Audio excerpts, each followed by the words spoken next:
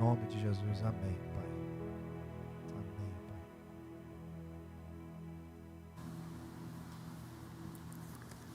Deus seja louvado. Convido você a abrir a sua Bíblia, Salmo de número 90, e vamos meditar na palavra de Deus, no eterno, que é o nosso refúgio sempre. Nós vamos ler dos versos 1 até o 11.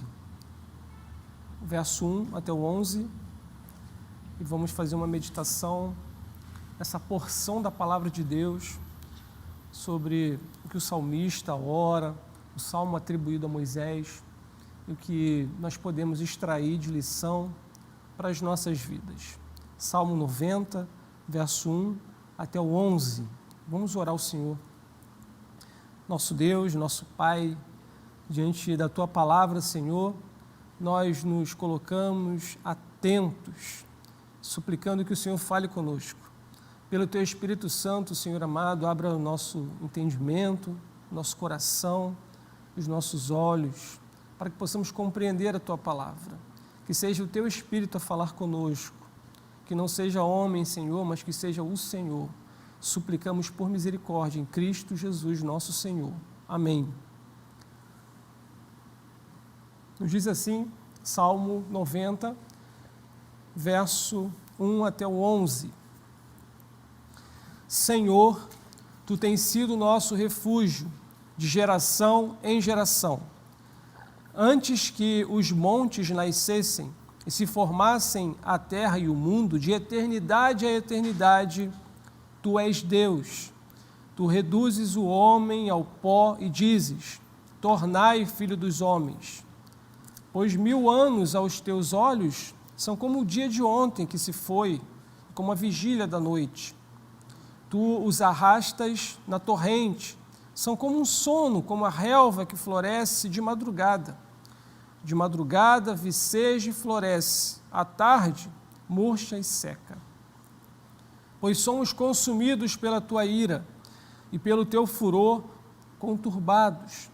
Diante de Ti puseste as nossas iniquidades, e sob a luz do Teu rosto os nossos pecados ocultos. Pois todos os nossos dias se passam na Tua ira, acabam-se os nossos anos como um breve pensamento. Os dias da nossa vida sobem a 70 anos, ou em havendo vigor a 80. Neste caso, o melhor deles é canseira e enfado, porque tudo passa rapidamente. E nós voamos.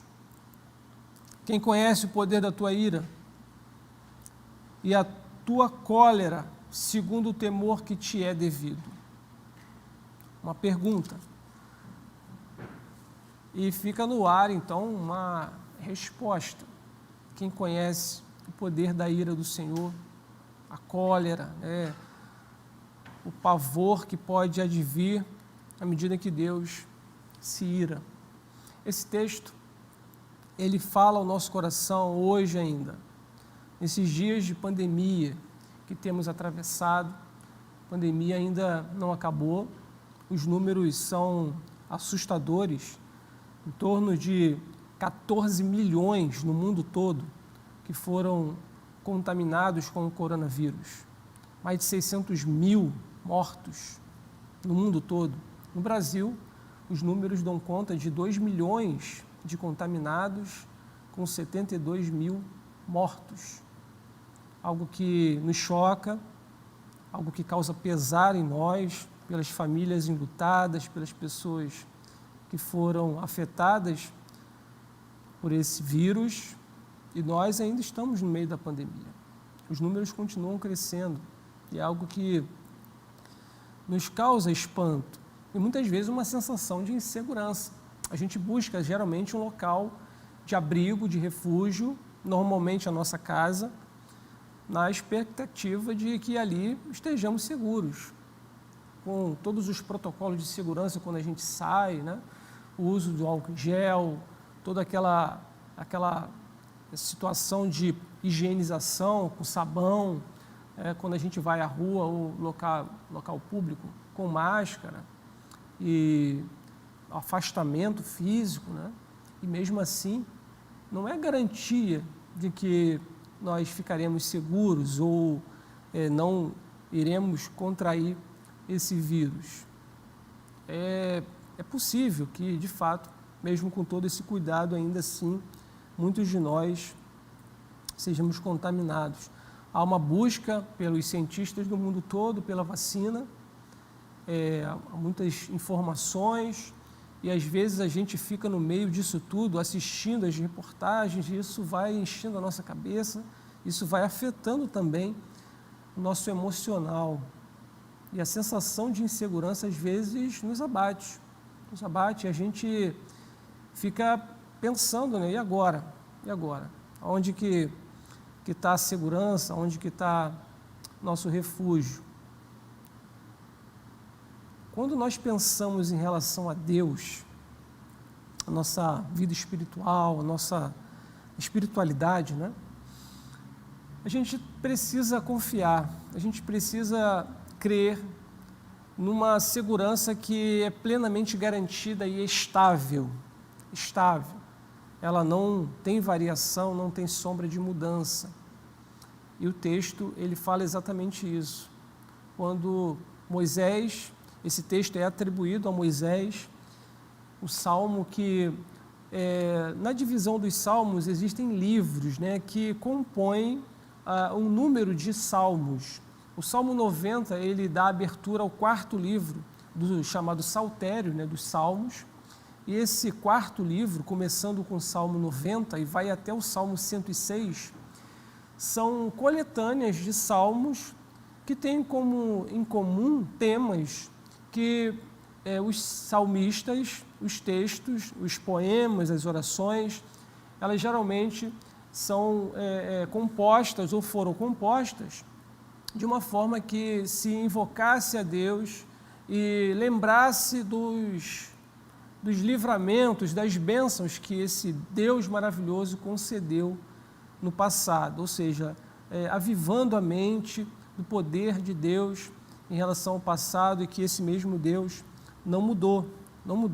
E esse salmo, particularmente, ele primeiro começa exaltando alguns atributos de Deus, mostrando quem é Deus, depois mostra quem é o ser humano, apresentando as suas fragilidades, a sua finitude. Nós temos um período de tempo a ficarmos aqui na terra. Mostra também sobre a ira de Deus, mostra essa realidade que muitas vezes nós nos esquecemos, mas fala realmente sobre a ira de Deus e dentro da divisão que eu propus aqui, ele faz uma pergunta: quem pode conhecer plenamente o poder da ira do Senhor? Como se fosse o pico assim, né, desse salmo. Depois ele ganha um outro tom a partir do verso 12, que será tema de um outro sermão. Mas hoje nós vamos nos ater até o verso 11. Mas a partir do verso 12, você vai perceber que o tom do salmista muda, simplesmente apelando para a misericórdia, para a graça do Senhor, com súplicas para que o Senhor o auxilie na sua caminhada. Mas esse trecho, do verso 1 até o 11, nos mostra basicamente quem é Deus, quem é o ser humano e quem conhece a Deus, quem é que é capaz de conhecer plenamente ao Senhor. E nós vamos meditar sobre a seguinte proposição nesse sermão: há um refúgio seguro ao frágil ser humano que conhece a Deus. Há um refúgio seguro ao frágil ser humano que conhece a Deus. Esse refúgio, ele é totalmente seguro, totalmente seguro. Nada afeta, nada atinge a pessoa que está refugiada em Deus, se Deus não permitir. Se Deus não permitir. Há um texto que diz que nós somos a menina dos olhos do Senhor. Nós que estamos refugiados em Deus, temos a plena segurança de estarmos refugiados nele. Então vamos ao nosso primeira divisão aqui do nosso assunto, quando nós argumentamos aqui sobre a perspectiva do salmista. O salmista, ele faz uma oração. Esse texto é uma oração que ele faz ao Senhor, e a primeira coisa que ele faz é reconhecer quem é Deus. Quem é Deus? Ele começa a sua argumentação, a sua oração diante de Deus, dizendo: Senhor, Tu tens sido nosso refúgio de geração em geração. Ele reconhece que desde os tempos imemoriais, desde os tempos passados, no verso 2 ele diz: antes da criação, antes que os montes nascessem, se formassem a terra e o mundo, de eternidade a eternidade, Tu és Deus. Em primeiro lugar, o salmista reconhece que Deus, esse Deus que ele ora, ele é refúgio. Um refúgio, um sentido que nos transmite aqui é morada, que nos transmite habitação. É o Senhor que tem sido a habitação do povo dele, do povo de Israel, que no período que Moisés faz essa oração, eles estavam no deserto, E se fossem analisar com os critérios de moradia, era algo realmente espantoso, porque Abraão sai da terra de Harã e vem para Canaã e habita ali entre os egípcios, depois volta, depois vem Isaac, depois vem Jacó, e depois tem a escravidão no Egito. Então era um povo, o povo hebreu, era um povo que não tinha muito bem a terra como habitação fixa, tinha apenas uma promessa. Deus prometeu que daria a Abraão e a sua descendência a terra de Canaã. Essa era uma promessa. E essa promessa não tinha se concretizado quando Moisés vai fazer essa oração. Mas ele afirma: Tu tens sido o nosso refúgio de geração em geração. Isso já nos mostra que Deus, como nosso refúgio, não significa necessariamente onde nós moramos fisicamente, qual é a nossa casa, se de repente é num condomínio bacana, um condomínio legal, ou de repente é numa comunidade. O que importa é se Deus é o nosso refúgio, se nele que nós encontramos a nossa morada, nele que nós encontramos nosso repouso. É isso que o salmista está dizendo. Ele reconhece que mesmo estando no deserto com aquele povo, mas a morada, realmente a habitação do povo era o Senhor. Era o Senhor que era a casa daquele povo. Deus que servia como habitação, como um local para a segurança daquele povo. E houve muitas tentativas de outros povos mais numerosos, mais potentes, de exterminar com os hebreus. O próprio Egito poderia ter exterminado, mas Deus, por ser a morada desse povo, preservou, mesmo andando diante de perigos, de ameaças, mas é o Senhor que protegia esse povo, porque Ele é o refúgio, o esconderijo do seu povo. Então, em tempos de crise, em tempos que nós percebemos muitas ameaças, nós precisamos lembrar das palavras aqui do salmista. O Senhor é o nosso refúgio, é a nossa moradia. Nós moramos em Deus. Ele que nos cerca. O salmista, no Salmo 139, ele fala isso: Tu me cercas por trás e por diante, e sobre mim põe a Tua mão. É o Senhor que nos protege. O salmista tem essa convicção, tem essa segurança. Nas suas últimas palavras, lá em Deuteronômio, capítulo 33, verso 27, quando o povo está para entrar na terra prometida ali por volta de Jericó, Moisés não entra, ele sabe que não entra, mas ele diz as suas últimas palavras, lá nesse texto, Deuteronômio, capítulo 33, 27. O Deus eterno é a tua habitação, e por baixo de ti estende os braços eternos. Então, em coerência com o que ele afirma nesse salmo, as últimas palavras de Deuteronômio, Moisés, ele de fato, ele reconhece que o Senhor Deus é a habitação do povo que reconhece o Senhor Deus como o Todo-Poderoso, o único Deus. Além de reconhecer que Deus é o refúgio, o salmista também reconhece que Deus é eterno. É eterno. Ele faz essa declaração no verso 2, lá no finalzinho: de eternidade a eternidade, Tu és Deus. O conceito de eterno é um conceito que, às vezes, é até difícil para a gente entender, porque nós somos presos ao tempo. Nós tivemos um dia do nascimento, né? E a gente comemora todo ano essa data. Mas Deus não está preso à contingência do tempo. O conceito de eternidade é o que não tem início nem tem fim. Simplesmente é. Simplesmente é.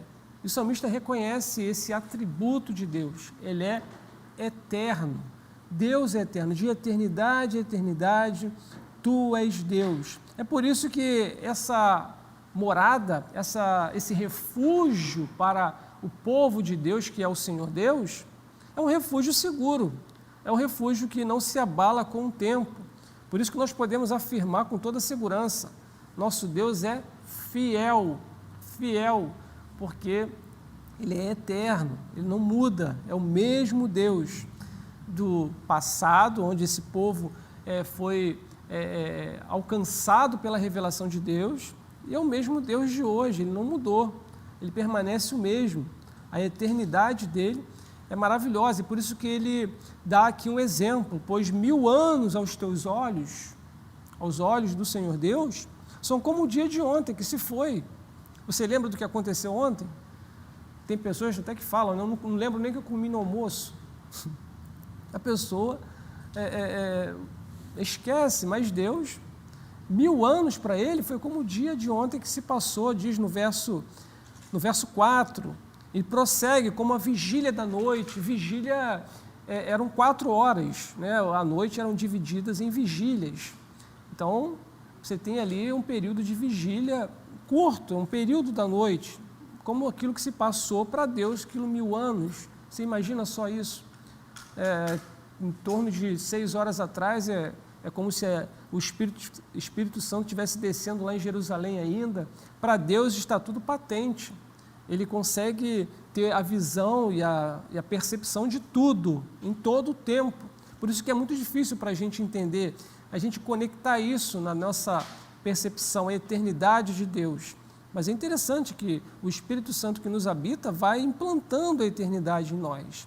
E nós, então, aprendemos e vamos percebendo que a vida aqui na Terra não é o fim. Todo ser humano, de uma certa forma, ele tem essa preocupação com a eternidade, com o que vai ser depois que nós tivermos o nosso corpo descido à sepultura e o que vai seguir depois. E ele prossegue, ele começa a tecer comentários sobre essa questão da eternidade de Deus em comparado com a fragilidade humana. Mas ele reconhece, e é interessante no verso 7 e 8, quando ele diz que nós somos consumidos pela ira do Senhor, pelo furor dele, nós ficamos conturbados, e porque diante dele, ele põe as nossas iniquidades, e sob a luz do teu rosto, os nossos pecados ocultos. Isso nos mostra que a terceira característica que o salmista apresenta de Deus é um Deus santo. Deus santo. Deus não tolera pecado, não tolera. Para Deus não tem jeitinho, Ele é santo, santo, santo. Como os serafins clamavam naquela visão de Isaías, no capítulo 6, Ele é santo, Ele é santo, Ele é santo. Na indicação de uma forma superlativa de santidade. Ele é muito santo. E Deus não tolera pecado. E diante do pecado, Deus se ira. E é essa visão que a gente precisa, muitas vezes, resgatar para as nossas consciências. Um Deus irado. Um Deus que não se conforma às nossas iniquidades. Ao contrário, Ele repele, Ele não aceita. Ele não aceita. E quando fala aqui que Ele põe as nossas iniquidades diante dEle e sob a luz do seu rosto os nossos pecados ocultos, significa que o Senhor, Ele vê tudo, não tem nada oculto diante de Deus. Lá em Apocalipse diz que os olhos do Senhor Jesus são como chamas de fogo, eles observam tudo, tudo, até mesmo o que nós pensamos, antes de a palavra vir à nossa boca, Ele já sabe. Ele sabe absolutamente tudo. Então, o salmista ele reconhece quem é Deus nesse salmo.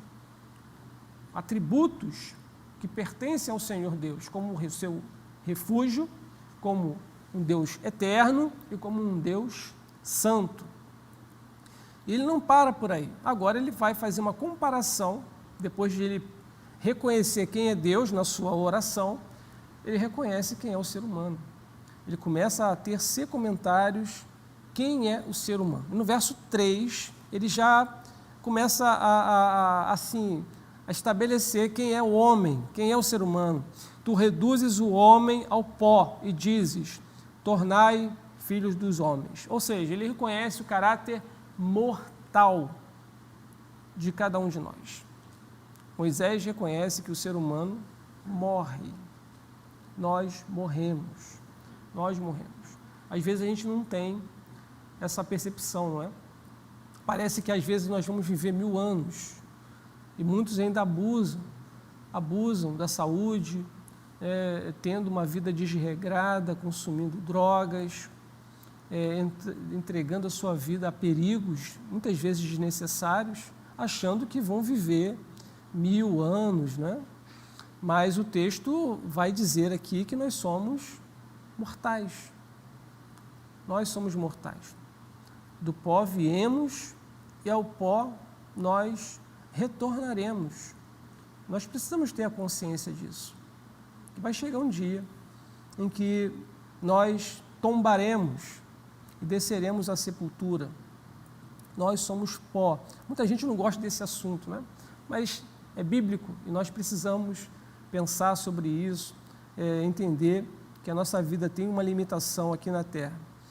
Nós somos pó e isso nos faz lembrar da nossa humanidade, de que há um tempo determinado para cada um de nós estarmos aqui. E a nossa vida é frágil.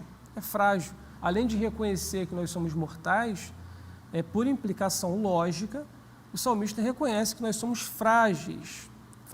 No verso 5 ele fala isso. Tu os arrastas na torrente, são como um sono, como a relva que floresce de madrugada viceja e floresce. Quando a gente está ali na juventude, está tudo funcionando perfeitamente, a gente nem lembra que tem coluna, como diz o outro, né? E aí vai passando o tempo e a coisa já começa a caminhar para um sentido já de degradação do corpo, a gente começa já a sentir os efeitos. É o que o texto diz, a tarde murcha e seca. Nós somos frágeis. Nós, diante dessa pandemia, nós estamos cara a cara com a nossa fragilidade. A gente percebe o quanto nós realmente somos frágeis, porque ele vai dar aqui o exemplo, né? Nós, no versículo 10, podemos chegar a 70, outro com mais vigor a 80, e até muita gente hoje chega aos seus 100 anos, com tantos recursos da medicina, com muitos tratamentos, a pessoa tem até vivido um pouco mais, mas é limitado. Mesmo assim, chega um momento que dá-se um basta. Isso, claro, 80 ou 100 anos não é nada diante da eternidade de Deus. O salmista faz essa comparação para certamente colocar o ser humano no seu lugar. Ele mesmo humilhar a sua possível presunção de realmente estar diante de um Deus eterno e ele se colocar como alguém necessitado, alguém que realmente está diante de Deus, poderoso, que é refúgio, que é eterno, que é santo e que ele mesmo está totalmente dependente do Senhor Deus. Dentro dessa situação de pandemia, diante da nossa fragilidade, nós percebemos efeitos que muitas vezes não são conscientes, efeitos muitas vezes emocionais em nossas vidas. Eu estive pesquisando na internet e achei uma cartilha, foi divulgada pela Fiocruz de Brasília, e essa cartilha mostra reações emocionais comuns que têm acontecido no meio dessa pandemia. Por exemplo, pessoas com medo de morrer, de ficar doente, medo de perder pessoas que amam, medo de perder os meios de subsistência, o desemprego, algo que também nos assusta, aumentou de forma assustadora no meio dessa pandemia. Medo de ser excluído socialmente, de perder amigos por causa da doença. Se um de nós for diagnosticado com coronavírus, como é que é depois? Será que as pessoas vão querer se aproximar de nós? Como é que fica essa questão aí do relacionamento pós-pandemia? Pessoas têm medo aí de serem separadas de entes queridos, de pessoas que amam, por conta da quarentena, pessoas que não recebem suporte financeiro, medo também de transmitir o vírus, é um medo que tem atingido muita gente, uma impotência diante dos acontecimentos, tédio, solidão, tristeza, distúrbio no sono, a pessoa desregulou tudo, saiu tudo da rotina, então tem muita gente que não está conseguindo dormir direito e às vezes troca a noite pelo dia, situações até mais graves de conflitos familiares que chegam às vezes ao extremo de ter violência, situações que têm acontecido na nossa sociedade brasileira, segundo essa cartilha que foi divulgada. E são pensamentos recorrentes em relação à saúde e relacionado à fragilidade. E ele apresenta aqui, essa cartilha, alguns tipos de orientação, de cuidados que a pessoa pode ter, no sentido de procurar pessoas para conversar, procurar ter diálogos com pessoas e se manter ativo, e investir em momentos de exercício físico, importante, para realmente manter o corpo aí em atividade, regularizar a alimentação, procurar ter uma rotina na alimentação, meditação, leitura, exercício de respiração. Interessante as dicas, evitar o isolamento e procurar a companhia, nem que seja na questão virtual. Você pode aí pegar aí, quase todo mundo hoje tem um celular, né? Você pode inclusive fazer chamada de vídeo, você tem a sensação que você realmente está conversando com a pessoa pessoalmente, presencialmente, né? Então é um recurso que pode ser utilizado, ou até mesmo um telefone ali, convencional, de ligar para alguém, conversar, compartilhar.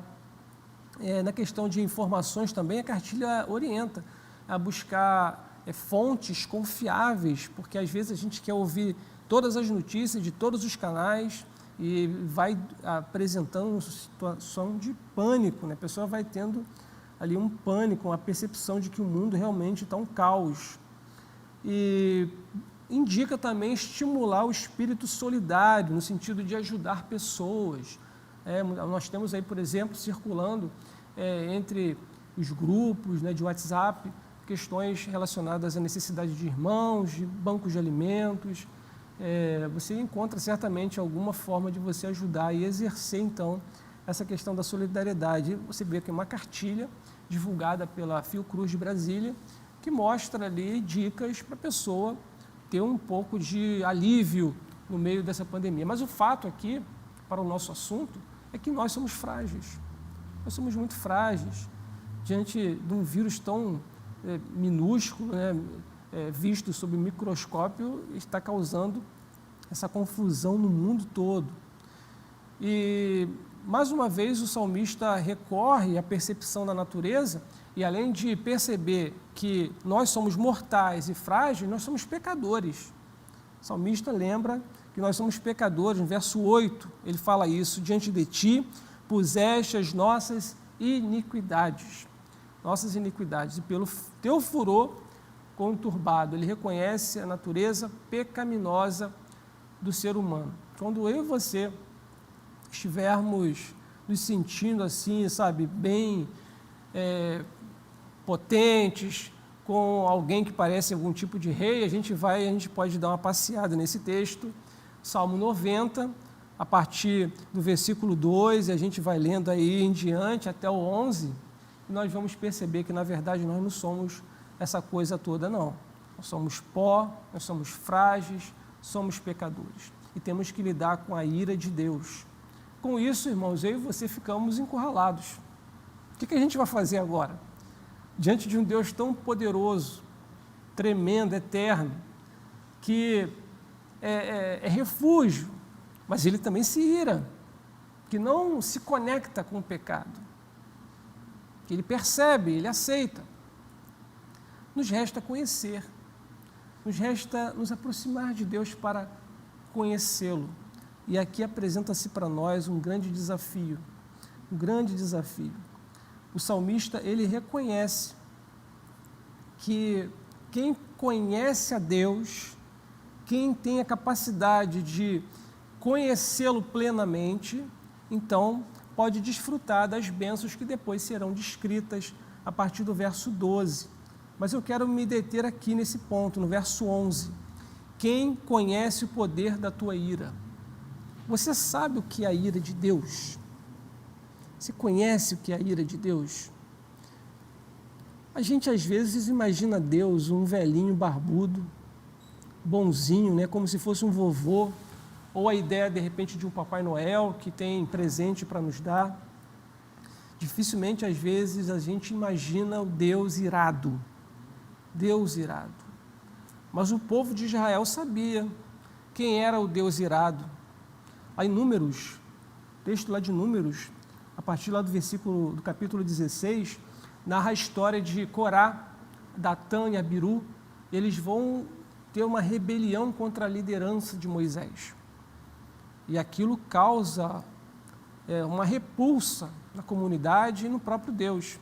E Deus mata centenas, dezenas de homens, pessoas, famílias inteiras, de uma forma totalmente extraordinária. A terra abre, engole famílias, bens, gados, de uma forma terrível.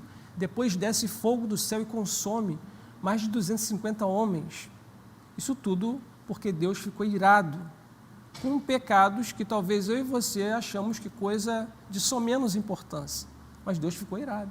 O povo de Israel sabia quem era um Deus irado. Tanto que muitas vezes eles falavam: Moisés, fala você com Deus, não nós. Não nós. Porque eles tinham pavor do Deus a que eles estavam servindo, a quem Deus se revelava para ele, de uma forma que realmente causava esse pânico. A ira de Deus, ela muitas vezes ela passa, como está escrito no Salmo 30, verso 5. A sua ira dura só um momento, no seu favor está a vida. Ou seja, a gente acaba realmente olhando para a ira de Deus de uma forma que a gente não dá tanta importância. Um grande mestre uma vez chamou os seus alunos e já perto da sua morte, ele deu um conselho. Ele falou: vou dar um conselho para vocês. Se vocês guardarem esse conselho, vai valer a pena todo o estudo que vocês tiveram junto comigo. E aí todo mundo ficou atento. Opa, uma pérola do mestre, vamos lá. E o mestre disse para os seus alunos: temam a Deus da mesma forma que vocês temem a homens. E os alunos falaram: ah, mestre, isso é fácil. E o mestre falou: então, tomara que vocês consigam. Você já percebeu que às vezes nós temos medo ou temor reverente de pessoas, de homens? Às vezes um patrão, às vezes um síndico, tem um síndico que impõe respeito e a pessoa tem medo ali, o síndico está ali, a pessoa fica...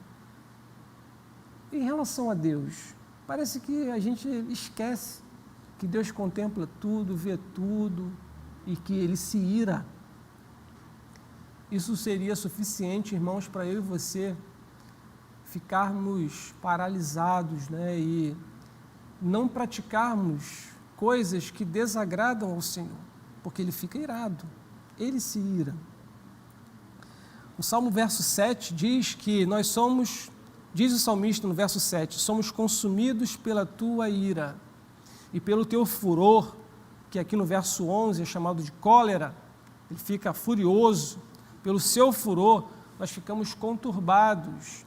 Esse sentimento do salmista é muito interessante, Nós precisamos resgatar isso dentro de nós, de ficarmos realmente atemorizados, sabendo que Deus se ira pelos nossos pecados.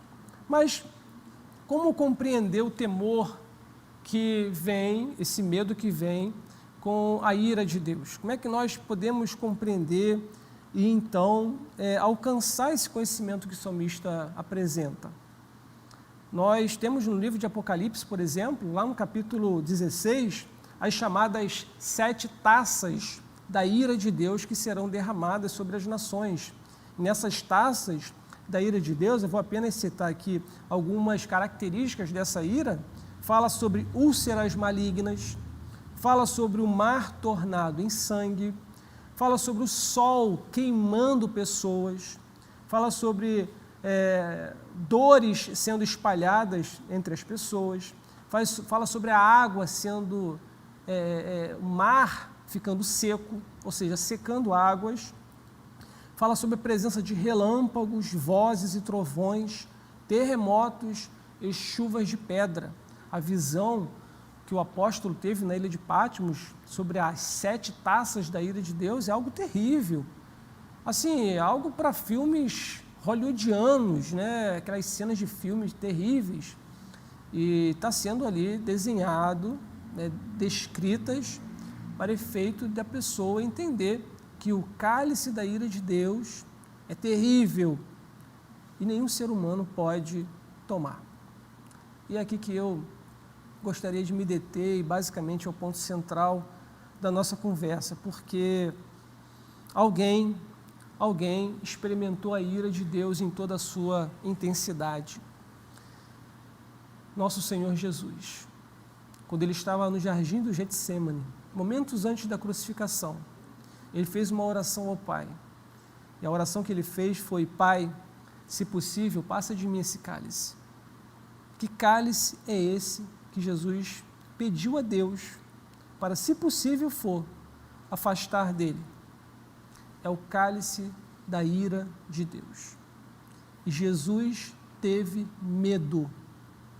O Filho de Deus, o próprio Deus encarnado, ele teve medo da ira de Deus que ia ser derramada sobre ele.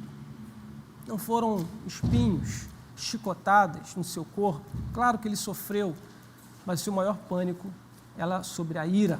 E ela foi derramada no momento da crucificação, quando ele diz aquela frase que está lá em Mateus 27:46, Eli, Eli, lama sabactani, que quer dizer: Deus meu, por que me desamparaste? Era um meio-dia e houve trevas sobre toda a terra, porque a ira de Deus foi derramada sobre o nosso Senhor Jesus. Toda a ira que estava destinada a mim e a você foi suportada pelo Senhor Jesus. E agora nós temos essa graça de ser livres da ira de Deus por causa de Jesus, de maneira que aquele que está em Cristo é uma nova criatura, e nenhuma condenação há para essa pessoa que é acolhida à sombra da cruz de Cristo. Um teólogo que faleceu essa semana, teólogo anglicano, inglês, chamado J.I. Packer, ele faleceu com 93 anos, ele disse o seguinte: Cristo é o tema verdadeiro da Escritura. Tudo foi escrito para dar testemunho dele. Ele é a totalidade de toda a Bíblia, profetizado, tipificado, prefigurado, exibido, demonstrado, podendo ser encontrado em cada página, em quase todas as linhas, como se a Escritura fossem os próprios coeiros do menino Jesus. Então, nessa visão, nós podemos entender que a resposta à pergunta do salmista, no verso 11, é Jesus Cristo. Vamos ler a pergunta: quem conhece o poder da tua ira e a tua cólera, segundo o temor que te é devido? Jesus Cristo. Ele conhece a ira de Deus. E é nele, então, que nós devemos nos apegar. É nele que nós devemos nos segurar e crer e depositar toda a nossa confiança para desfrutarmos das maravilhas que o salmista descreve em relação a Deus, como refúgio, como eterno, como aquele que está pronto para nos acolher e nos proteger. Em Jesus, eu e você temos refúgio em Deus, e isso nos encoraja, isso nos consola. Deus seja louvado por isso. Que você alcance também essa graça do Senhor, se você ainda não entregou a sua vida a Jesus. Se você, porventura, ainda não tem essa alegria da salvação, esse regozijo de fazer parte do povo de Deus, peça hoje ao Senhor para que Ele tome conta da sua vida, para que Ele faça morada em seu coração. Entregue a sua vida a Cristo, peça para que Ele seja o seu Senhor, para que Ele reine sobre a sua vida, para que você então tenha esse refúgio seguro contra as ciladas do mal, contra as intempéries da vida, que mesmo que se passe por situações difíceis e de conflitos, mas o refúgio em Deus está seguro, o refúgio em Deus é garantido. Concluindo, irmãos, a oração do salmista confessa que o Senhor Deus Todo-Poderoso é o nosso refúgio, de geração em geração. Não é somente lá 1400 anos antes de Cristo, que daria mais de 3.000 anos. O Senhor Deus continua sendo o nosso refúgio de geração em geração, até os dias de hoje, no período da Idade Antiga, no período da Idade Média, no período moderno, no período pós-moderno, no período que nós estamos. O Senhor Deus ainda é o nosso refúgio. Nele nós temos morada, nele nós temos segurança, mesmo em meio a essa pandemia. Ainda que sejamos finitos, mortais, as nossas vidas têm um tempo aqui na terra, somos frágeis, somos pecadores, mas Cristo Jesus veio a nós e nos libertou da escravidão do pecado. Ele suportou a ira de Deus por nós. E hoje nós temos acesso a Deus. Que maravilha, que bênção gloriosa é fazer parte do povo de Deus. Creia que Deus também é o seu refúgio, é a sua habitação. Você está nele e ele em você. Você faz parte da igreja do Senhor, povo de Deus, que um dia estaremos todos juntos nas mansões celestiais. Não se envergonhe das suas limitações, você que luta contra um pecado, que acha difícil, peça forças ao Senhor. Tenha consciência de que Deus não tolera, Deus permanece o mesmo, que se ira contra o pecado. Mas eu e você hoje temos Jesus Cristo como Cordeiro de Deus que tira o pecado do mundo. Confesse a Ele. Ele sabe de tudo. Ele tem os seus olhos como chama de fogo, mas confesse. Fale para o Senhor as suas fraquezas, as suas angústias, seus momentos de dores, esse período aí difícil que temos passado. Se apegue ao Senhor em oração. Leia a palavra de Deus, leia de uma forma que você medite nos textos, ore os textos, cante os textos, para que a palavra de Deus faça parte da sua consciência. Isso traz força para a nossa caminhada. Reconheça a sua finitude. Quando vier alguma dor, quando vier alguma doença, não murmure não reclame não. Saiba que isso tudo faz parte da nossa existência. Consequências de erros dos nossos pais e também que foram herdados na nossa natureza, que é o pecado, trouxeram consigo as limitações que nós temos hoje. Mas peça força ao Senhor para superar esses momentos difíceis. Creia no Senhor, Jesus Cristo, que já sofreu toda a ira por nós. Nós temos que agradecer e arrepender dos nossos pecados, constantemente. Pedir ao Senhor que nos dê força para abandonarmos vícios, respeitarmos as nossas limitações e confiarmos no Senhor sempre, porque dele, por meio dele, para ele, são todas as coisas. A ele, pois, a nossa adoração, toda a glória, a Cristo Jesus, nosso Senhor. Nós rendemos toda a nossa gratidão, coisa que nem você nem eu poderíamos suportar, Ele suportou por nós. E nós agradecemos por isso. Senhor, muito obrigado por Tua palavra, obrigado porque o Senhor é o nosso refúgio, é o Senhor que nos guarda, é o Senhor que nos protege. Ó Deus, e muitas vezes nós nos sentimos inseguros diante dessa pandemia, diante de variações emocionais que nos afetam, porque nós somos frágeis, nós somos pó, mas o Senhor nos ama, o Senhor nos chama para fazer parte do Teu povo. Senhor, muito obrigado. Muito obrigado porque Cristo Jesus sofreu a ira em nosso lugar.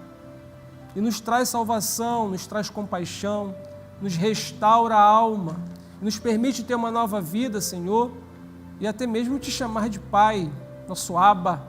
Muito obrigado, Pai, muito obrigado pela oportunidade de fazer parte do Teu povo.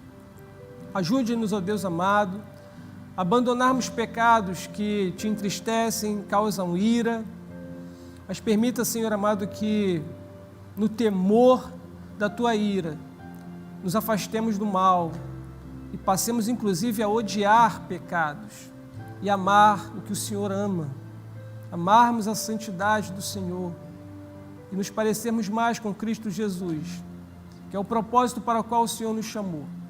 Nos dê uma semana de paz, um dia, um domingo ainda na Tua presença, para a glória e honra do Teu nome. Em Cristo Jesus, nosso Senhor, nós oramos. Amém. Amém.